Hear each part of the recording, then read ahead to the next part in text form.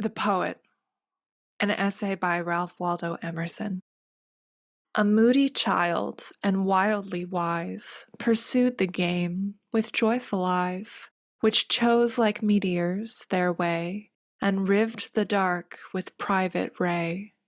They overleapt the horizon's edge, searched with Apollo's privilege, through man and woman and sea and star, saw the dance of nature forward far. Through worlds and races and terms and times, saw musical order and pairing rhymes. Olympian bards who sung divine ideas below, which always find us young and always keep us so. Those who are esteemed umpires of taste are often persons who have acquired some knowledge of admired pictures or sculptures and have an inclination for whatever is elegant. But if you inquire whether they are beautiful souls and whether their own acts are like fair pictures, you learn that they are selfish and sensual.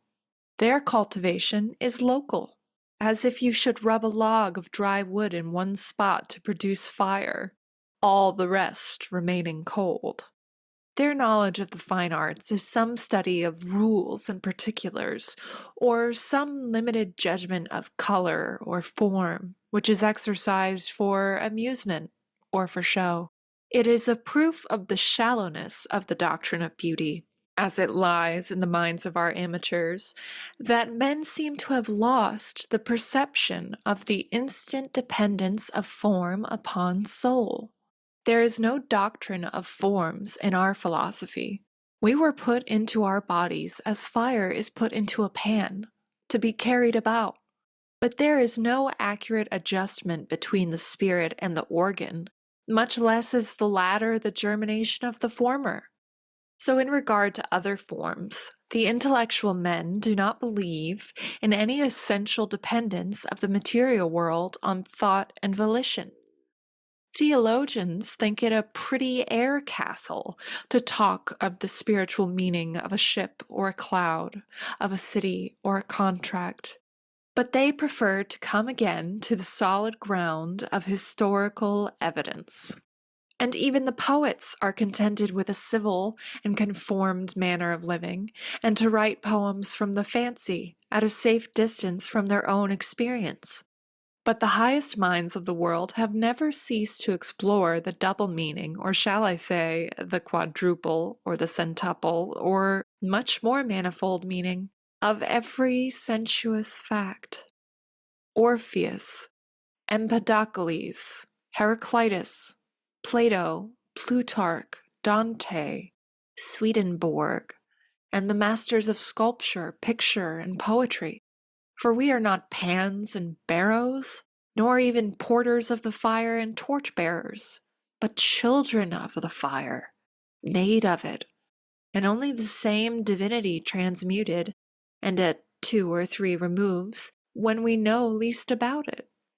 And this hidden truth, that the fountains whence all this river of time and its creatures floweth are intrinsically ideal and beautiful, draws us to the consideration of the nature and functions of the poet, or the man of beauty, to the means and materials he uses, and to the general aspect of the art in the present time. The breadth of the problem is great, for the poet is representative. He stands among partial men for the complete man, and apprises us not of his wealth, but of the commonwealth. The young man reveres men of genius because, to speak truly, they are more himself than he is. They receive of the soul as he also receives, but they more.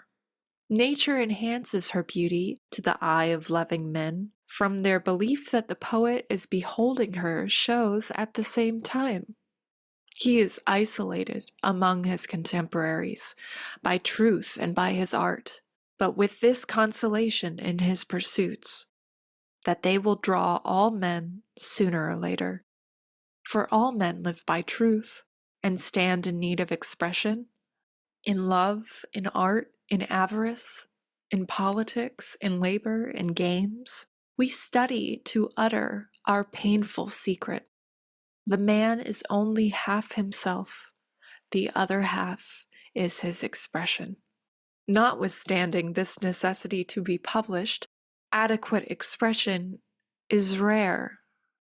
I do not know how it is that we need an interpreter, but the great majority of men seem to be minors who have not yet come into possession of their own, or mutes who cannot report the conversation that they have had with nature. There is no man who does not anticipate a supersensual utility in the sun and stars, earth and water. These stand and wait to render him a peculiar service. But there is some obstruction, or some excess of phlegm in our constitution, which does not suffer them to yield the due effect. Too feeble fall the impressions of nature on us to make us artists. Every touch should thrill. Every man should be so much an artist that he could report in conversation what had befallen him. Yet in our experience, the rays or pulses have sufficient force to arrive at the senses, but not enough to reach the quick and compel the reproduction of themselves in speech.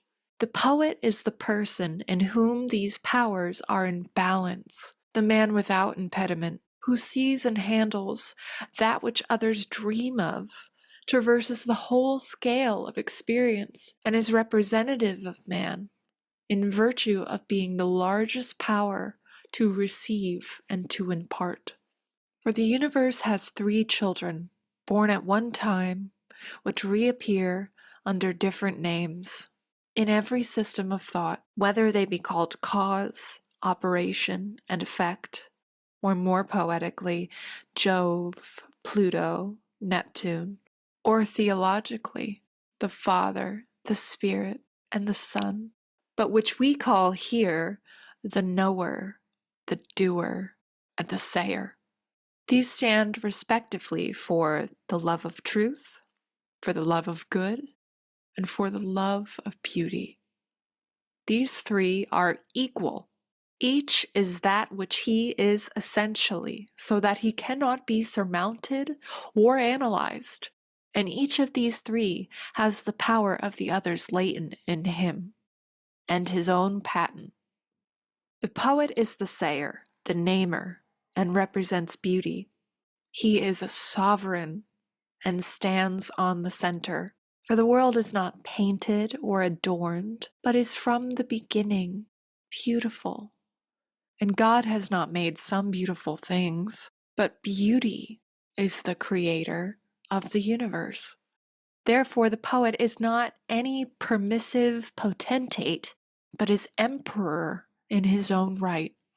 Criticism is infested with a cant of materialism, which assumes that manual skill and activity is the first merit of all men, and disparages such as say and do not, overlooking the fact that some men, namely poets, are natural sayers, sent into the world to the end of expression, and confounds them with those whose province is action, but who quit it to imitate the sayers. But Homer's words are as costly and admirable to Homer as Agamemnon's victories are to Agamemnon. The poet does not wait for the hero or the sage, but as they act and think primarily, so he writes primarily what will and must be spoken, reckoning the others, though primaries also, yet in respect to him secondaries and servants, as sitters or models in the studio of a painter, or as assistants who bring building materials to an architect. For poetry was all written before time was, and whenever we are so finely organized that we can penetrate into that region where the air is music, we hear those primal warblings and attempt to write them down. But we lose ever and anon a word or a verse and substitute something of our own, and thus miswrite the poem. The men of more delicate ear write down these cadences more faithfully, and these transcripts, though imperfect, become the songs of the nations. For nature is as truly beautiful as it is good, or as it is reasonable, and must as much appear as it must be done or be known. Words and deeds are quite in different modes of the divine energy. Words are also actions, and actions are a kind of words. The sign and credentials of the poet are that he announces that which no man foretold. He is the true and only doctor. He knows and tells.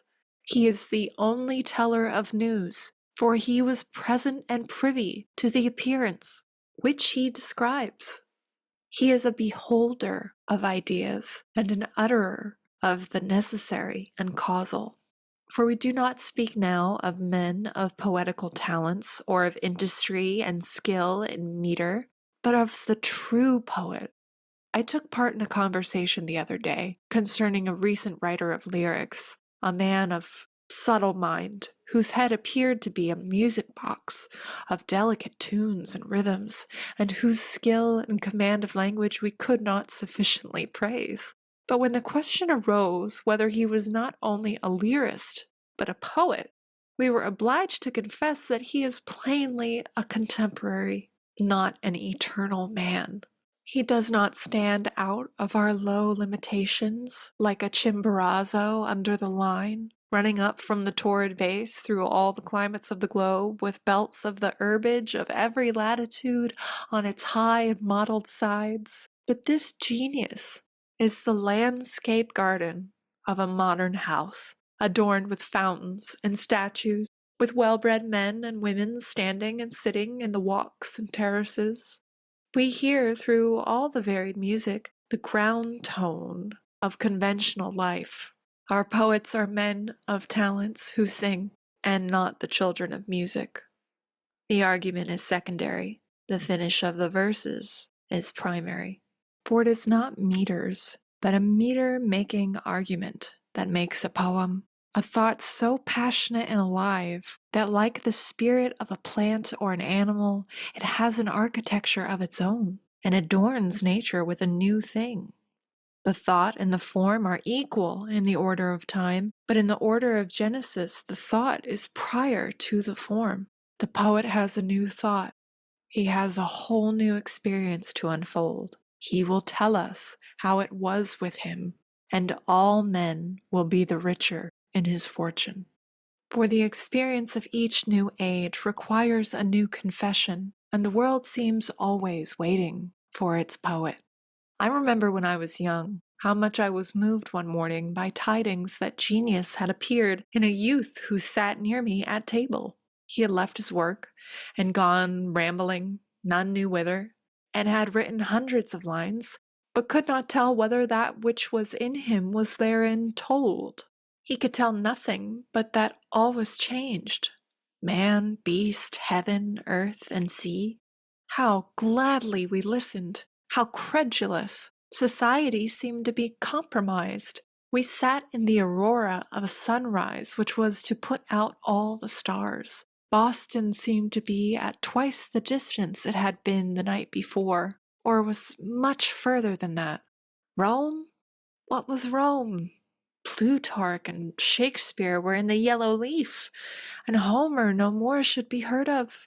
It is much to know that poetry has been written this very day, under this very roof, by your side. What, that wonderful spirit has not expired? These stony moments are still sparkling and animated. I had fancied that the oracles were all silent, and nature had spent her fires, and behold! All night from every pore these fine auroras have been streaming. Every one has some interest in the advent of the poet, and no one knows how much it may concern him. We know that the secret of the world is profound, but who or what shall be our interpreter, we know not. A mountain ramble, a new style of face, a new person, may put the key into our hands. Of course, the value of genius to us is in the veracity of its report. Talent may frolic and juggle, genius realizes and adds. Mankind in good earnest have availed so far in understanding themselves and their work that the foremost watchman on the peak announces his news. It is the truest word ever spoken, and the phrase will be the fittest, most musical, and the unerring voice of the world for that time. All that we call sacred history attests that the birth of a poet is the principal event in chronology. Man, never so often deceived, still watches for the arrival of a brother who can hold him steady to a truth until he has made it his own.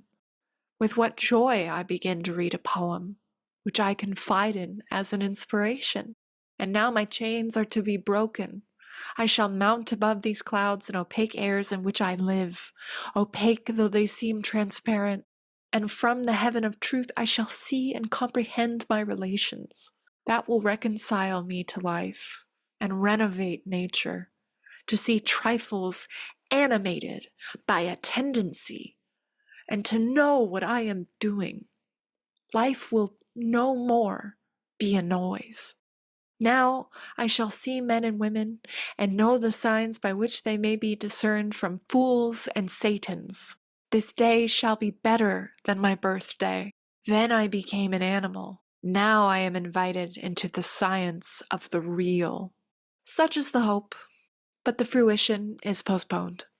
Oftener it falls that this winged man who will carry me into the heaven whirls me into the clouds, then leaps and frisks about with me from cloud to cloud, still affirming that he is bound heavenward, and I, being myself a novice, am slow in perceiving that he does not know the way into the heavens, and is merely bent that I should admire his skill to rise, like a fowl or a flying fish, a little way from the ground or the water. But the all-piercing, all-feeding, and ocular air of heaven that man shall never inhabit. I tumble down again soon into my old nooks, and lead the life of exaggerations as before, and have lost my faith in the possibility of any guide who can lead me thither where I would be. But leaving these victims of vanity, let us with new hope observe how nature, by worthier impulses, has ensured the poet's fidelity to his office of announcement, and affirming, namely, by the beauty of things, which becomes a new and higher beauty when expressed. Nature offers all her creatures to him as a picture language, being used as a type. A second wonderful value appears in the object, far better than its old value, as the carpenter's stretched cord, if you hold your ear close enough, is musical in the breeze. Things more excellent than every image, says Jamblichus, are expressed through images. Things admit of being used as symbols because nature is a symbol, in the whole and in every part. Every line we can draw on the sand has expression, and there is no body without its spirit or genius. All form is an effect of character, all condition of the quality of the life, all harmony of health, and for this reason, a perception of beauty should be sympathetic or proper only to the good. The beautiful rests on the foundations of the necessary. The soul makes the body, as the wise Spencer teaches. So every spirit, as it is most pure, and hath in it the more of heavenly light, so it the fairer body doth procure to habit in, and it more fairly dight, with cheerful grace and amiable sight. For of the soul the body form doth take, for soul is form, and doth the body make. Here we find ourselves suddenly not in a critical speculation, but in a holy place, and should go very warily and reverently.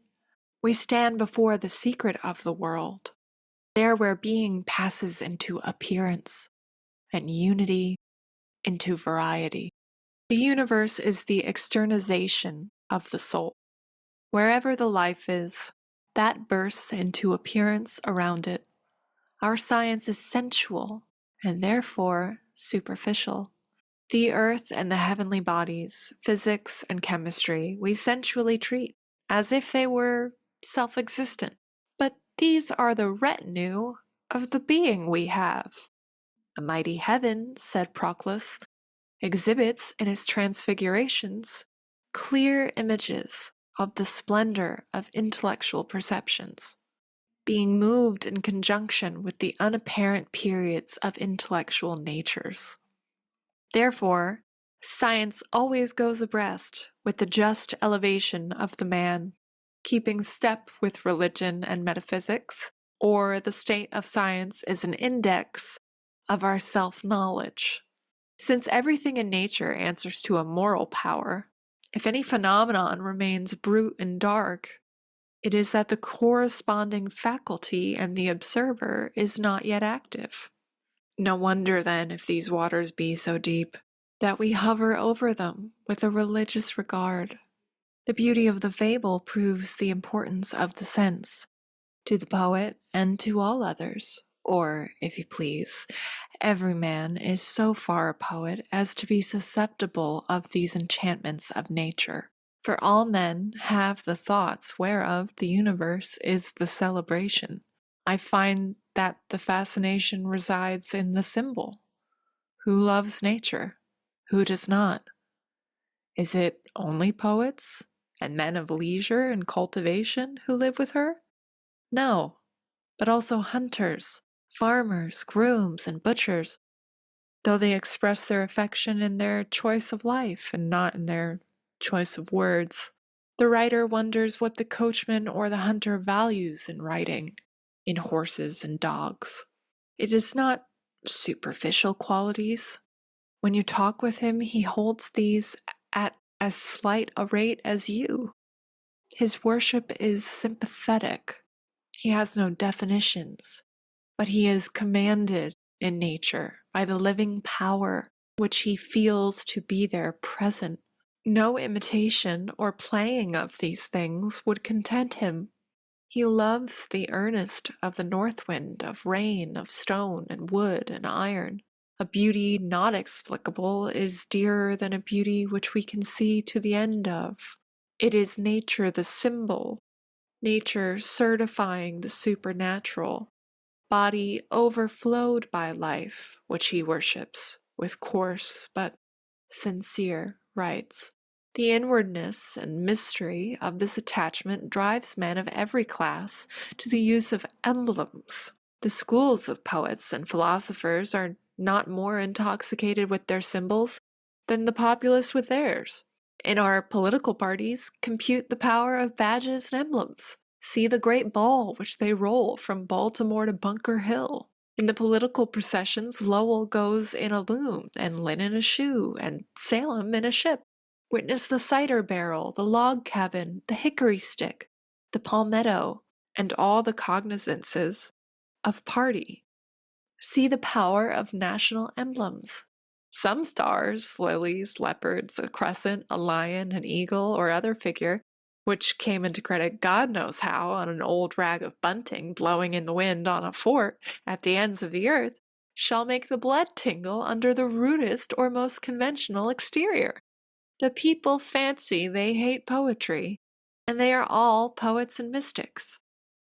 Beyond this universality of the symbolic language, we are apprised of the divineness of this superior use of things, whereby the world is a temple whose walls are covered with emblems, pictures, and commandments of the deity. In this, that there is no fact in nature which does not carry the whole sense of nature, and the distinctions which we make in events and in affairs, of low and high, honest and base, disappear when nature is used as a symbol. Thought makes everything fit for use. The vocabulary of an omniscient man would embrace words and images excluded from polite conversation. What would be base or even obscene to the obscene becomes illustrious, spoken in a new connection of thought. The piety of the Hebrew prophets purges their grossness. The circumcision is an example of the power of poetry to raise the low and offensive. Small and mean things serve as well as great symbols. The meaner the type by which a law is expressed, the more pungent it is, and the more lasting in the memories of men. Just as we choose the smallest box or case in which any needful utensil can be carried, bare lists of words are found suggestive to an imaginative and excited mind.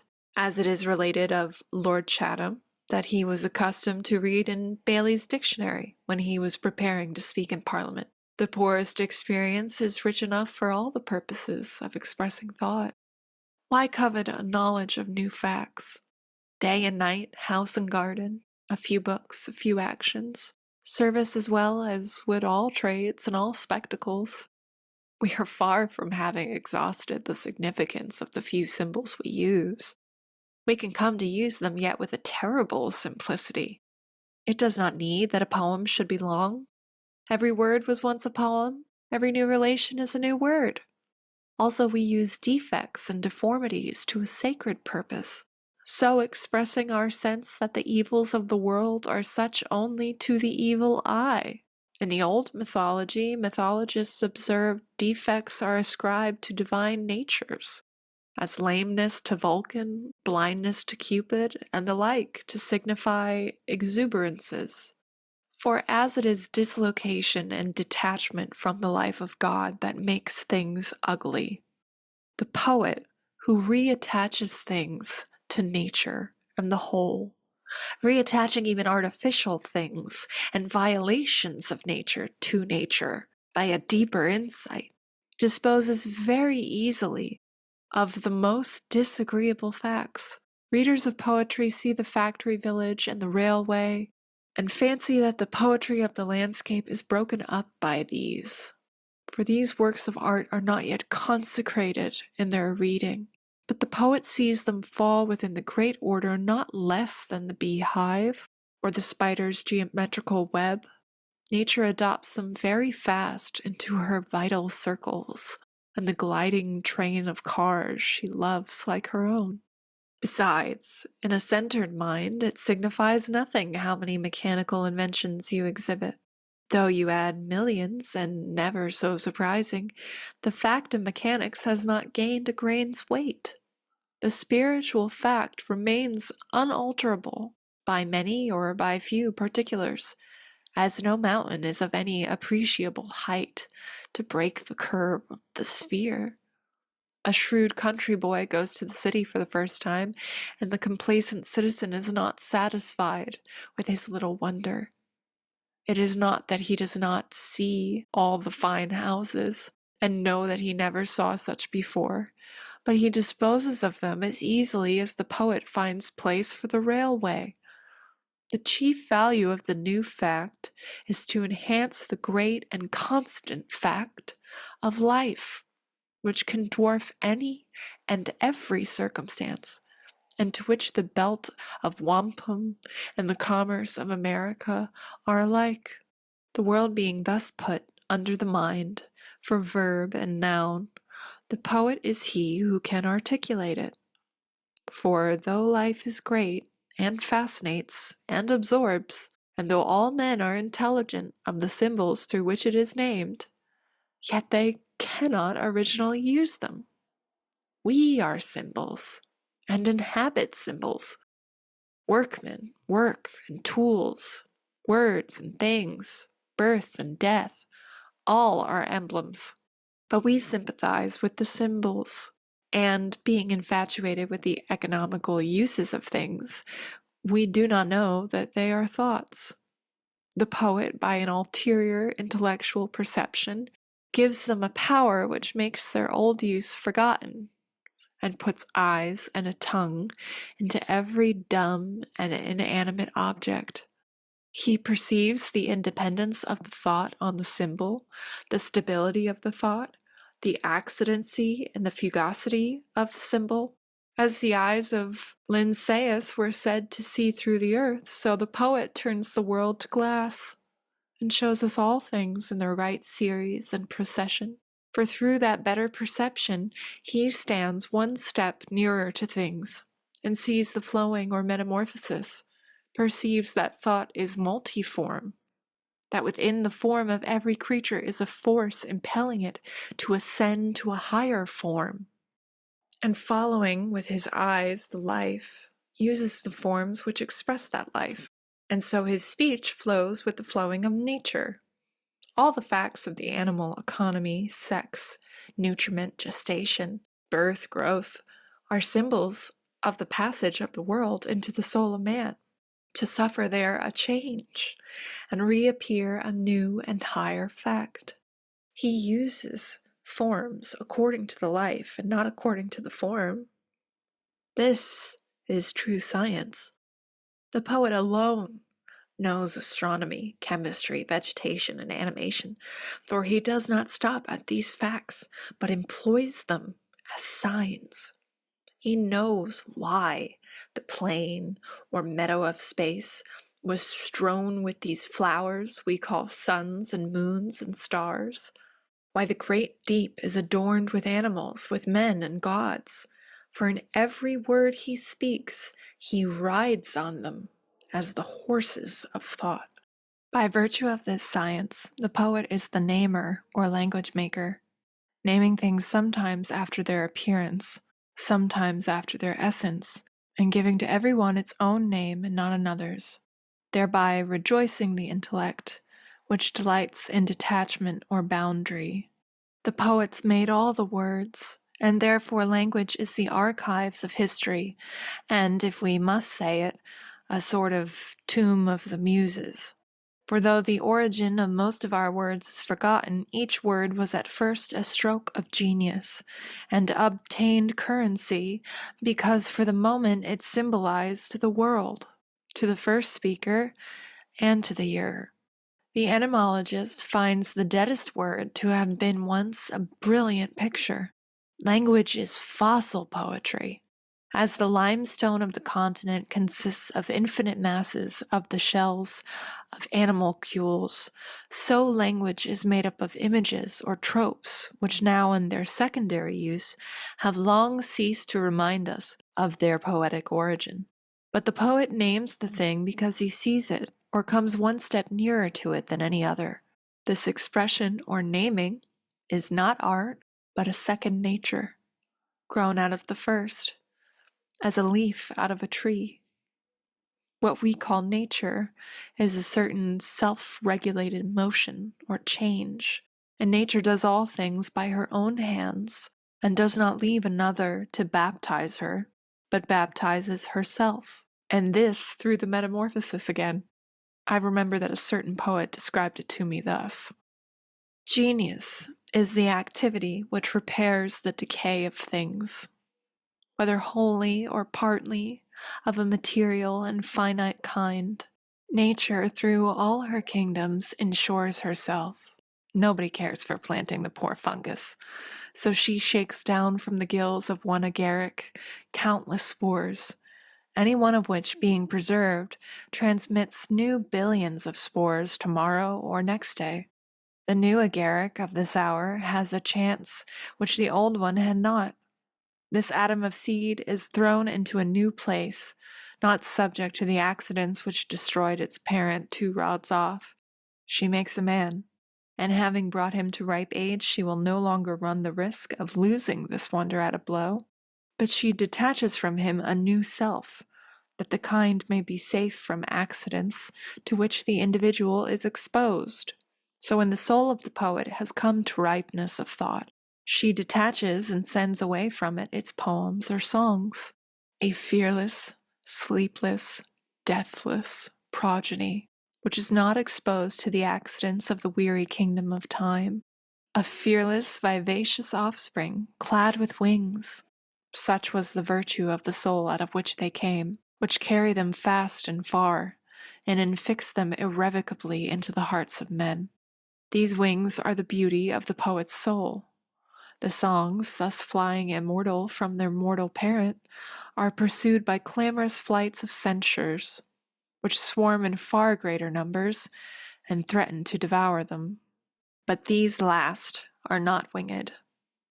At the end of a very short leap, they fall plump down and rot, having received from the souls out of which they came no beautiful wings, but the melodies of the poet ascend and leap and pierce into the deeps of infinite time.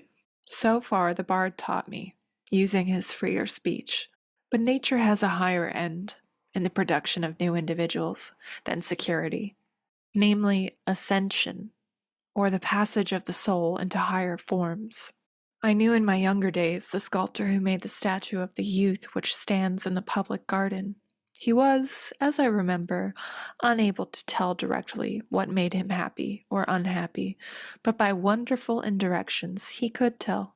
He rose one day, according to his habit, before the dawn, and saw the morning break, grand as the eternity out of which it came, and for many days after he strove to express this tranquillity, and lo, his chisel had fashioned out of marble the form of a beautiful youth, phosphorus, whose aspect is such that it is said, all persons who look on it become silent. The poet also resigns himself to his mood, and that thought which agitated him is expressed, but alter idem, in a manner totally new. The expression is organic, or the new type which things themselves take when liberated, as in the sun, objects paint their images on the retina of the eye, so they, sharing the aspiration of the whole universe, tend to paint a far more delicate copy of their essence in his mind. Like the metamorphosis of things into higher organic forms is their change into melodies.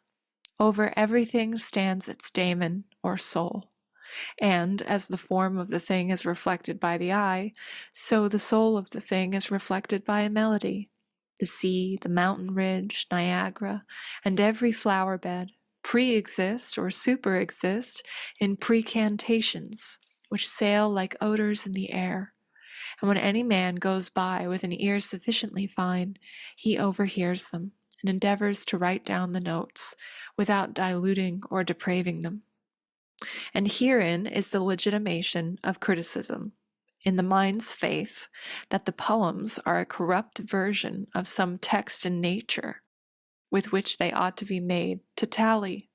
A rhyme in one of our sonnets should not be less pleasing than the iterated nodes of a seashell, or the resembling difference of a group of flowers.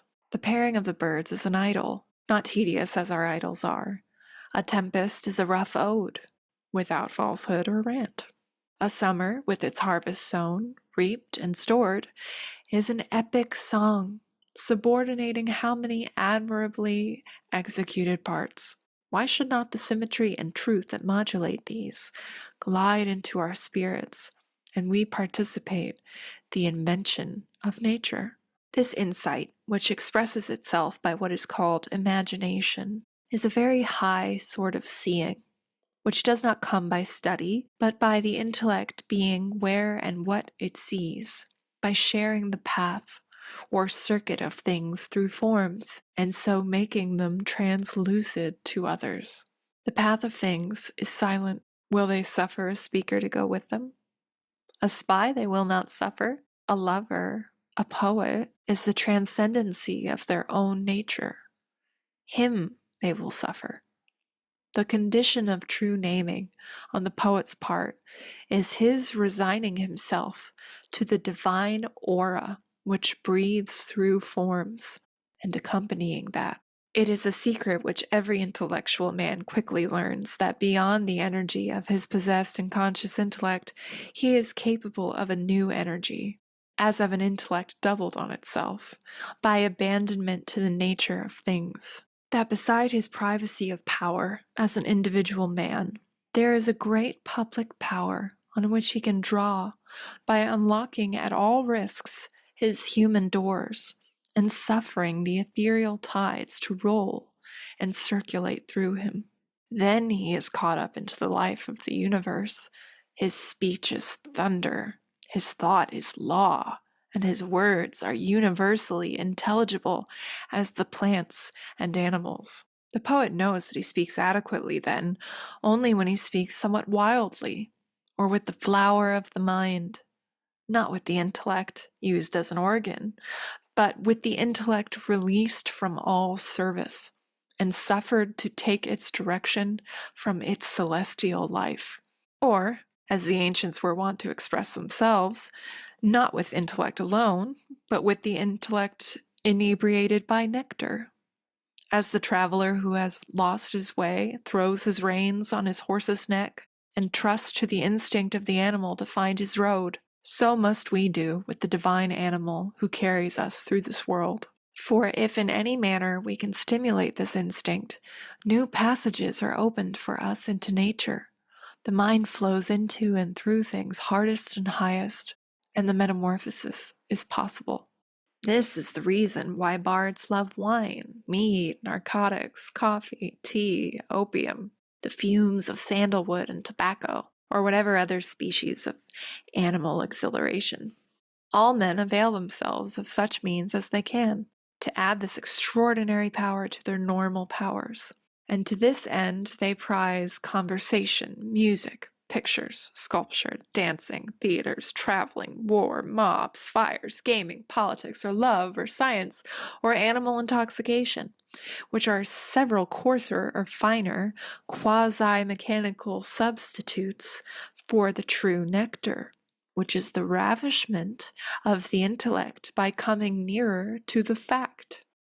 These are auxiliaries to the centrifugal tendency of a man, to his passage out into free space, and they help him to escape the custody of that body in which he is pent up, and of that jail yard of individual relations in which he is enclosed.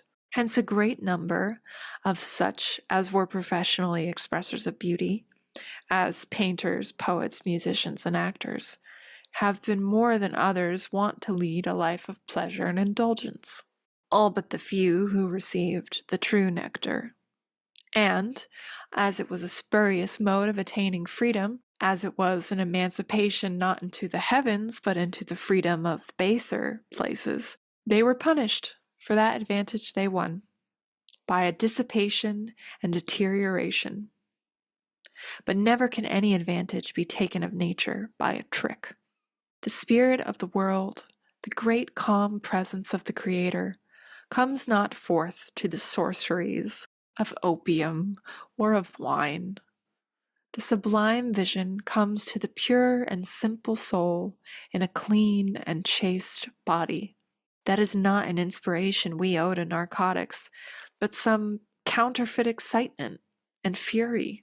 Milton says that the lyric poet may drink wine and live generously, but the epic poet, who shall sing of the gods and their descent unto men, must drink water out of a wooden bowl. For poetry is not devil's wine, but God's wine. It is with this as it is with toys. We fill the hands and nurseries of our children with all manner of dolls, drums, and horses, withdrawing their eyes from the plain face and sufficing objects of nature, the sun, the moon, and animals, the water and stones, which should be their toys. So the poet's habit of living should be set on a key so low and plain that the common influences should delight him. His cheerfulness should be the gift of the sunlight.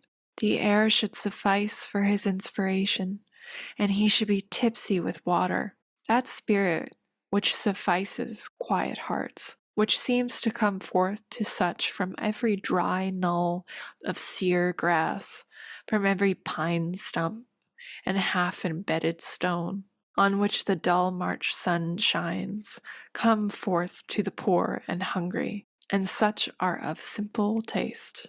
If thou fill thy brain with Boston and New York, with fashion and covetousness, and wilt stimulate thy jaded senses with wine and French coffee, thou shalt find no radiance of wisdom in the lonely waste of the pine woods.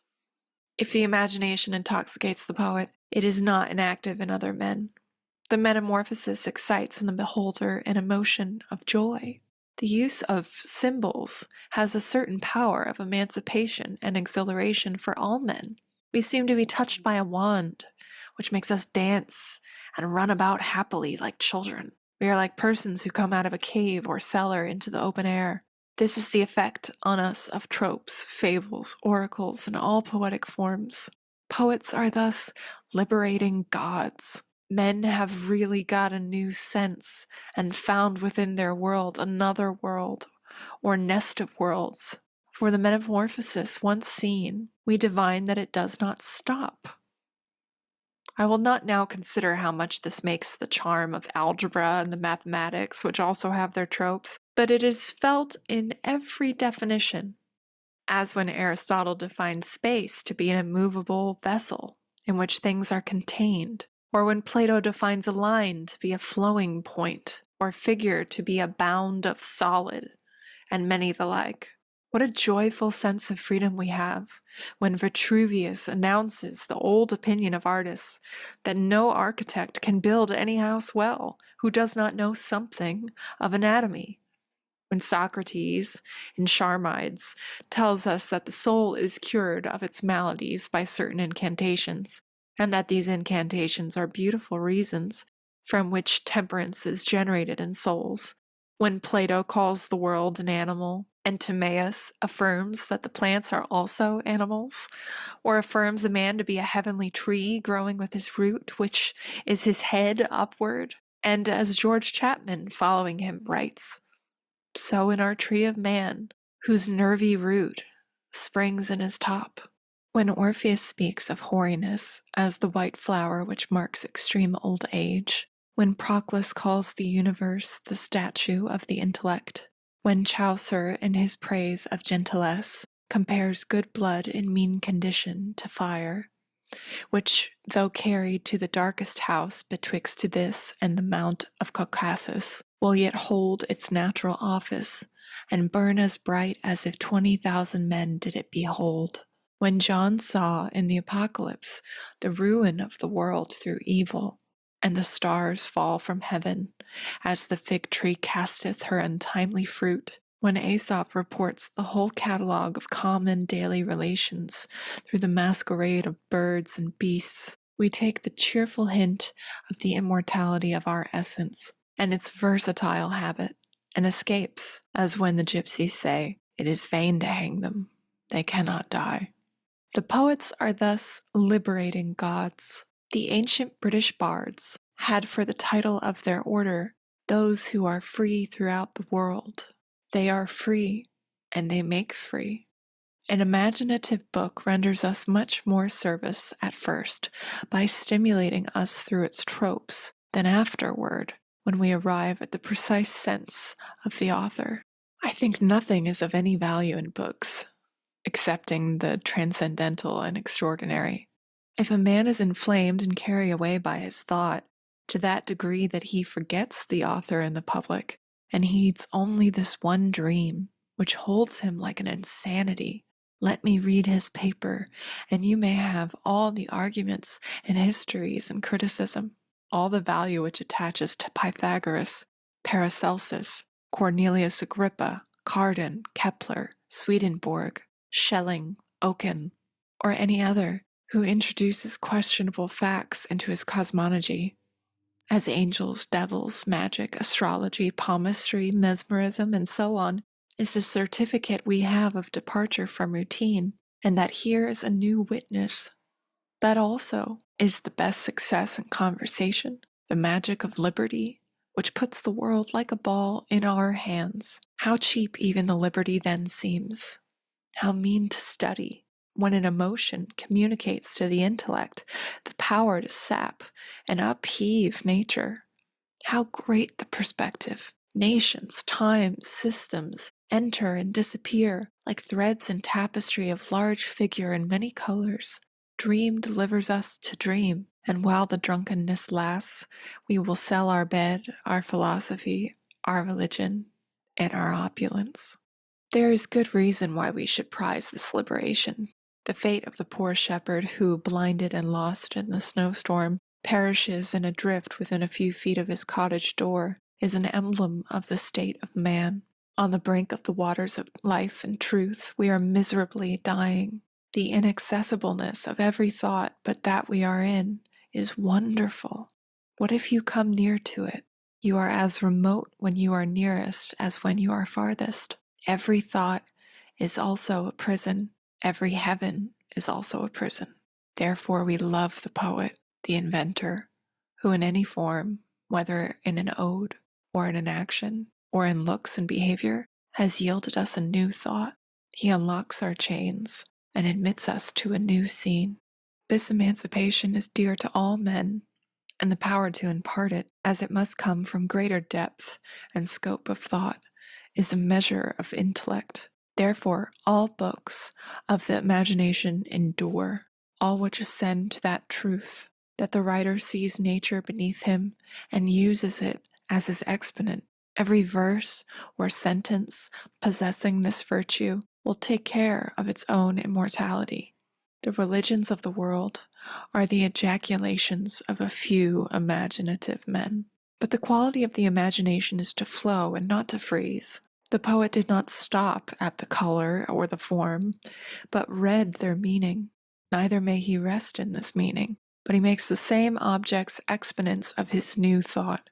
Here is the difference betwixt the poet and the mystic, that the last nails a symbol to one sense, which was a true sense for a moment, but soon becomes old and false, for all symbols are fluxional. All language is vehicular and transitive, and is good, as ferries and horses are for conveyance, not as farms and houses are for homestead. Mysticism consists in the mistake of an accidental and individual symbol for a universal one. The morning redness happens to be the favorite meteor of the eyes of Jacob Behmen, and comes to stand to him for truth and faith, and he believes should stand for the same realities to every reader.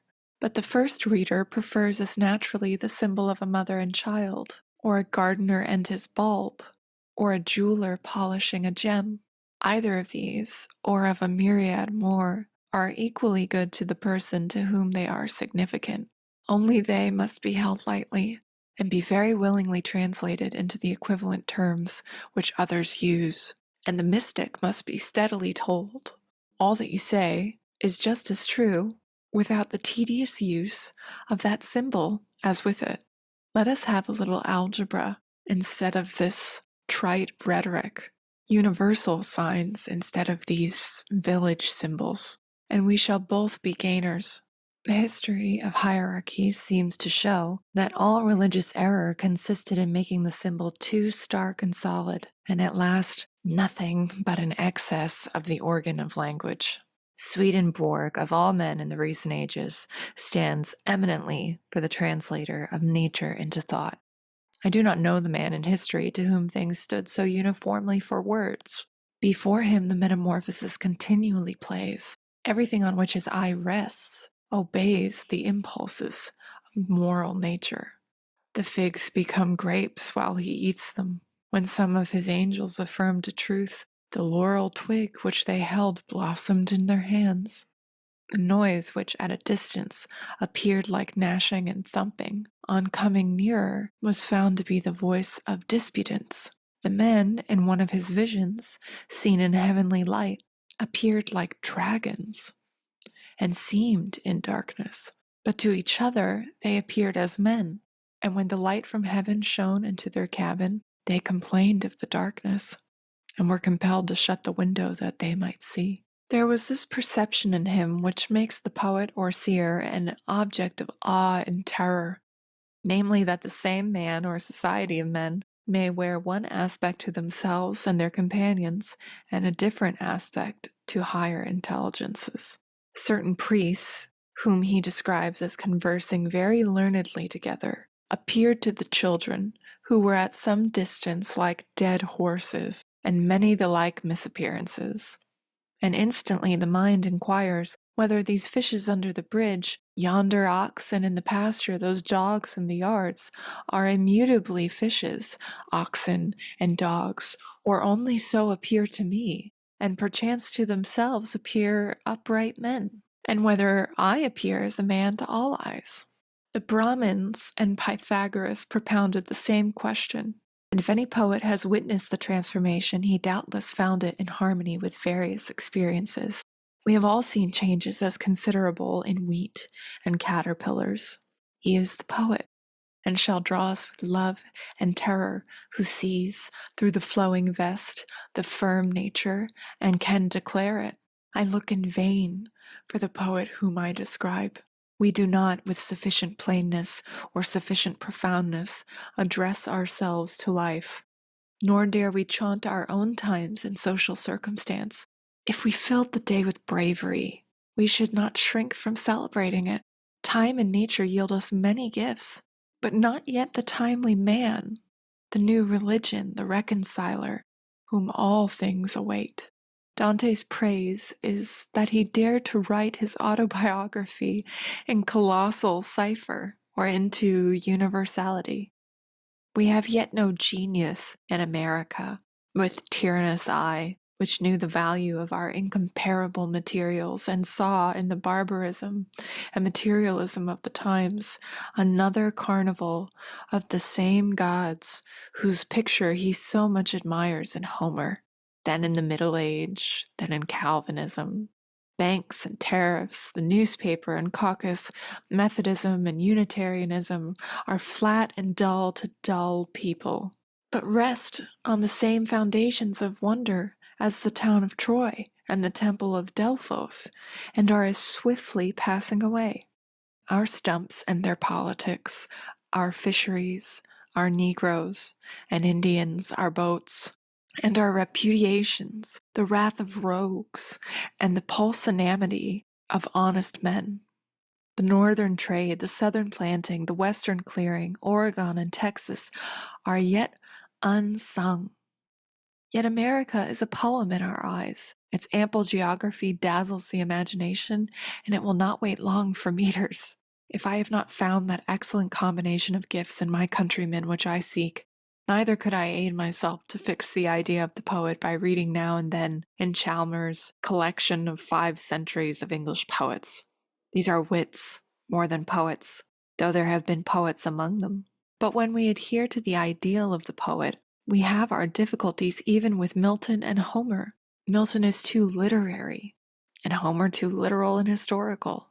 But I am not wise enough for a national criticism, and must use the old largeness a little longer to discharge my errand from the muse to the poet concerning his art. Art is the path of the creator to his work. The paths or methods are ideal and eternal, though few men ever see them. Not the artist himself for years or for a lifetime, unless he come into the conditions. The painter, the sculptor, the composer, the epic rhapsodist, the orator, all partake one desire, namely to express themselves symmetrically and abundantly, not dwarfishly and fragmentarily. They found or put themselves in certain conditions as the painter and sculptor before some impressive human figures, the orator into the assembly of the people and the others, in such scenes as each has found exciting to his intellect, and each presently feels the new desire. He hears a voice, he sees a beckoning, then he is apprised with wonder what herds of daemons hem him in. He can no more rest, he says, with the old painter. By God, it is in me and must go forth of me. He pursues a beauty half seen, which flies before him. The poet pours out verses in every solitude. Most of the things he says are conventional, no doubt, but by and by he says something which is original and beautiful. That charms him. He would say nothing else but such things. In our way of talking, we say, that is yours, this is mine. But the poet knows well that it is not his, that it is as strange and beautiful to him as to you. He would fain hear the like eloquence at length. Once having tasted this immortal ichor, he cannot have enough of it.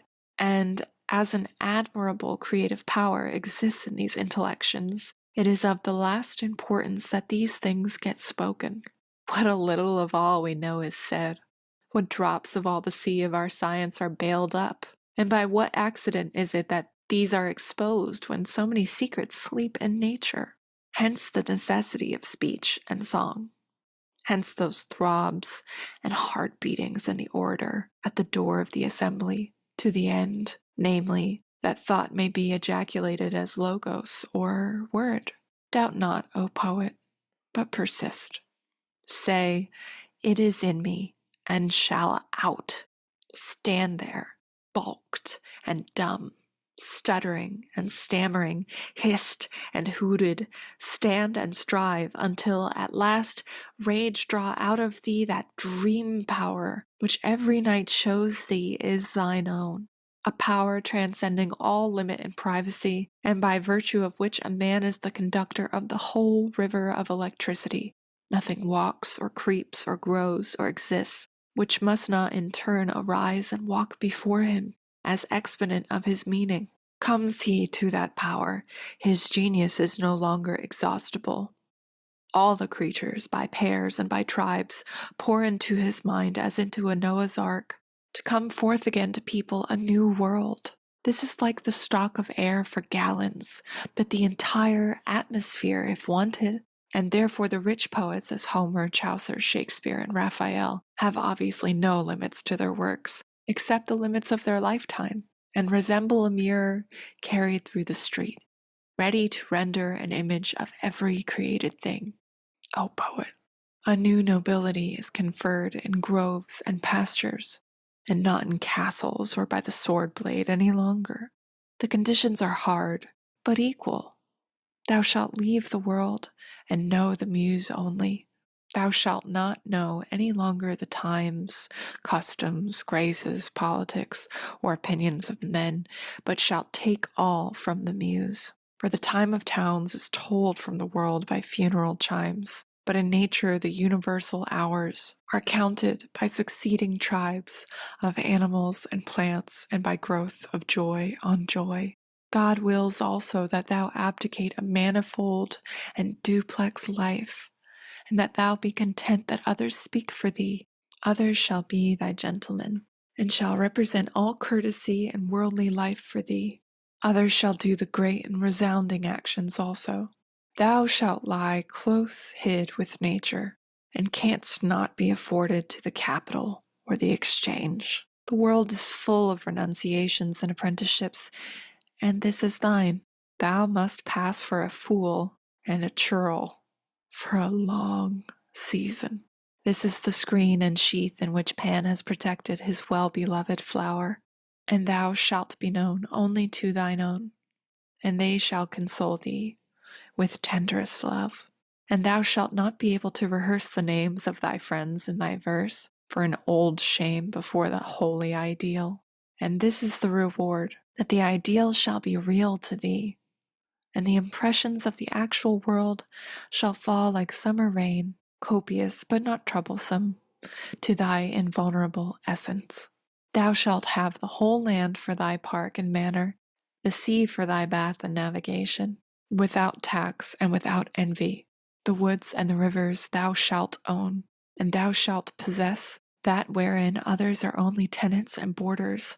Thou true landlord, sea lord, air lord, wherever snow falls or water flows or birds fly, wherever day and night meet in twilight, wherever the blue heaven is hung by clouds or sown with stars, wherever are forms with transparent boundaries, wherever are outlets into celestial space, wherever is danger and awe and love, there is beauty, plenteous as rain, shed for thee, and though thou shouldest walk the world over, thou shalt not be able to find a condition inopportune or ignoble.